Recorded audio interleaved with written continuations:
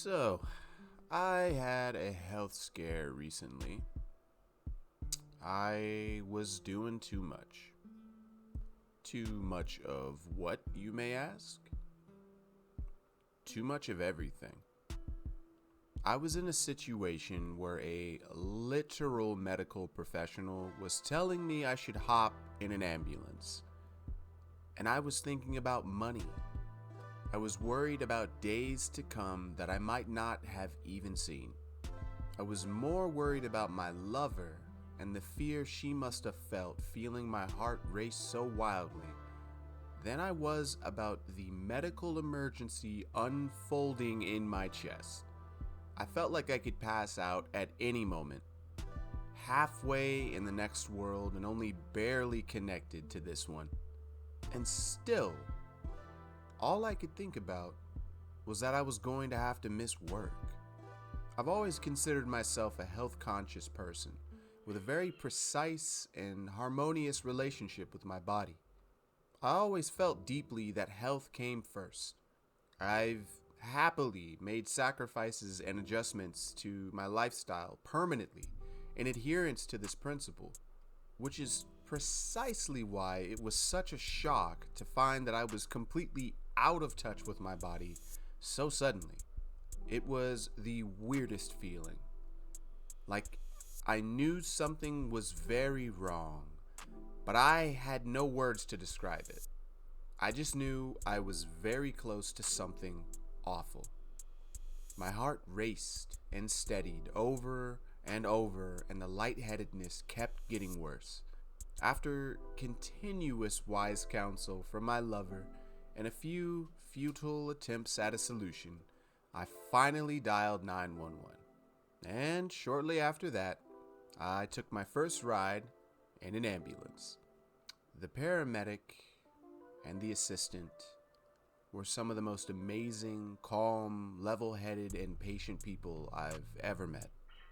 It was over the course of that ride that I realized my relationship to my body was more like that of a mule or a workhorse. I had fallen completely out of sync, trying to keep up with an impossible system.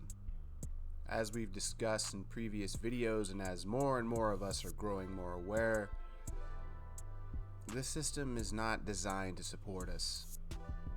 It's designed to fail us. And so long as we remain in the fail state, the system can persist as though we don't exist, grinding us away into nothing. In that moment, I realized I had already done that within myself. I had grinded away what little relationship I had with my body as anything other than an engine. Those medical professionals helped me cope with that, realize that. I spoke as though I had so many years left behind me, and they responded telling me I'm not allowed to say that I'm old. I'm not allowed to use the phrase many years ago, as they were nearly twice my age. Before I knew it, it was 1 a.m. and I was looking up at an empty IV bag. I haven't even begun to make any friends where I currently live, so I only had one contact, and thankfully, despite the price of gas, they were able to take me back home to my car. It was either that or a $120 Uber ride. Even as I write this, waves of lightheadedness and brain fog periodically flow through me and take me back to moments when I wasn't sure if I'd ever get better. I don't know how I knew it, but somehow that night, I knew that a heart attack was on the menu if I didn't do something. Despite all of that, I'm still here. But why? How? I don't know. But I'd be lying if I said this was the only close call I've ever had in my life. And given how I live my life, I wouldn't be surprised if this isn't the last one. No matter what comes. In the same way that I knew I was a hop and a skip from death's door, I also knew, somehow, that it would pass. My friends, as many of us realize over the course of our lives, time is a construct. And we, all of us, all conscious beings, are merely passing through. Time is an imaginary measure of life and change. It is the connecting material that allows our little brains to make sense of the constantly changing phenomena that we call life. But let's go to an official definition like we always do, so we can start this discussion. We define time as the continuous, irreversible progression of existence, moving from the past through the present and into the future. It is a measurable dimension used to sequence events, quantify durations, and calculate rates of change, often referred to as the fourth dimension, alongside three-dimensional space. That's a mouthful, but in short, it's a mechanism we use to craft a measurable reality out of all the chaos of life. We create our life stories through time. We slice out sections of the cosmic phenomena unfolding before us and place our names, our feelings, and our experiences within them. We leave our mark so that we may reflect on our trip through the storm of being, so that when it's all over, we have something to extrapolate meaning from, something to call our own. Despite the clearly manufactured dimensions of a construct like time, it most assuredly exists and rules each of us in its own unique way. But I found that time doesn't rule like a monarch. It's more like gravity. It's always present to some degree, but there is many relationships to it as there are people on this planet.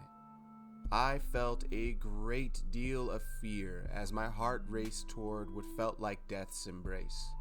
A lot of ideas as to what exactly was taking place came rushing through my mind like the blood in my veins. But of all those ideas, one reigned supreme.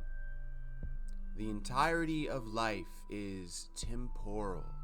It's all destined to end.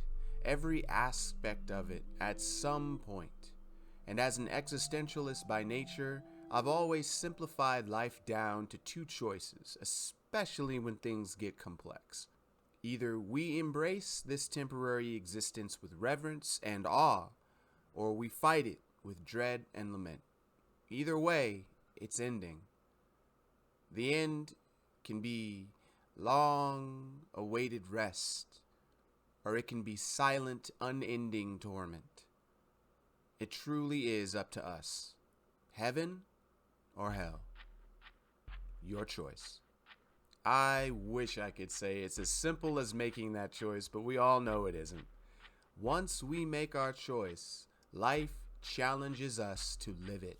We are challenged to choose heaven or hell each and every day, in each and every moment, even when the path before us appears to contain only pain. Take something like anger, for example. A triggering event sends you into the pit of resentment.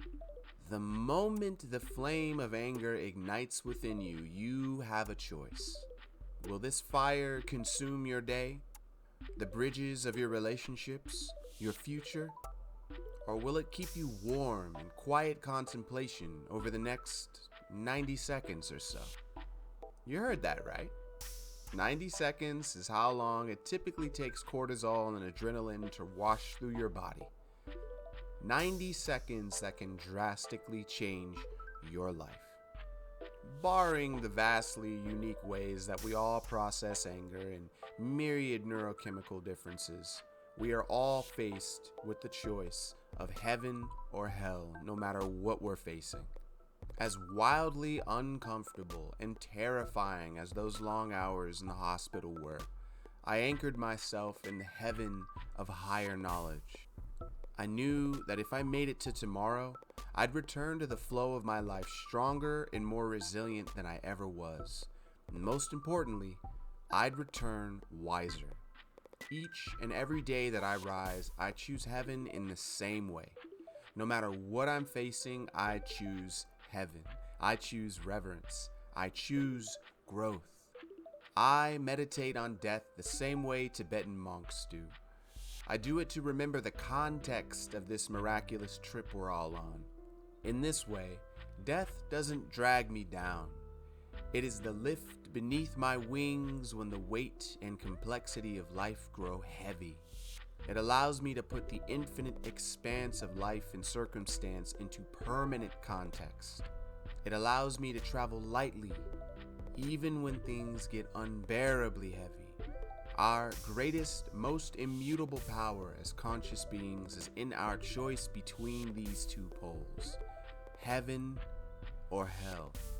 I don't worry about what I may face around the corner on my life path, because I already know how I'll face it.